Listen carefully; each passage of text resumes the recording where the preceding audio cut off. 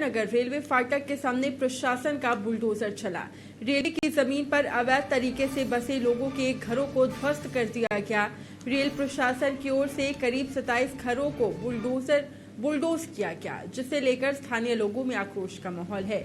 लोगों की माने तो पिछले कई सालों से ये लोग घर बनाकर रह रहे हैं, लेकिन रेल प्रशासन की ओर से उसे तोड़ दिया गया। दुकानदारी से चल रहा था, उसके बाद हम लोग 25-30 साल रह रहे थे ये पर। अभी दुकान छोड़ दिया, अभी हम लोग क्या व्यवस्था है।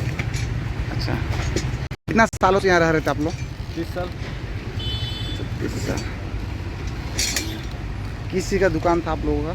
और ज्यादा जानकारी के साथ हमारे सहयोगी विनोद फोन लाइन पे जुड़ चुके हैं। विनोद, यहाँ पर बड़ी खबर देखने को मिल रही है, जहां सुंदर नगर रेलवे फाटक के सामने प्रशासन का बुलडोजर चला है और तकरीबन 27 घरों को बुलडोज किया गया है।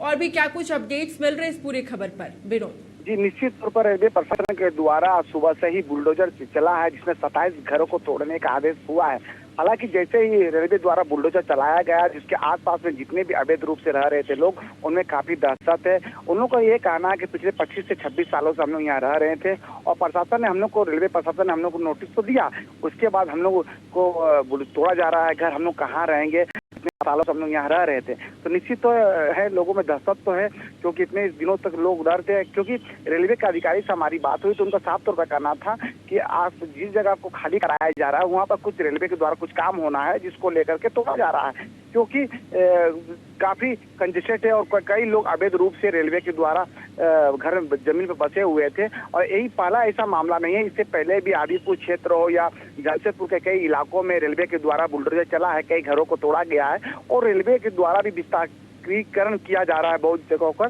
तो निश्चित तौर पर रेलवे प्रशासन द्वारा अभी कई लोगों को और भी नोटिस देना है और जिसको लेकर के लगातार रेलवे द्वारा यह अभियान चल रही है। जी विनोद, बिल्कुल, बहुत बहुत शुक्रिया तमाम जानकारी पहुंचाने के लिए।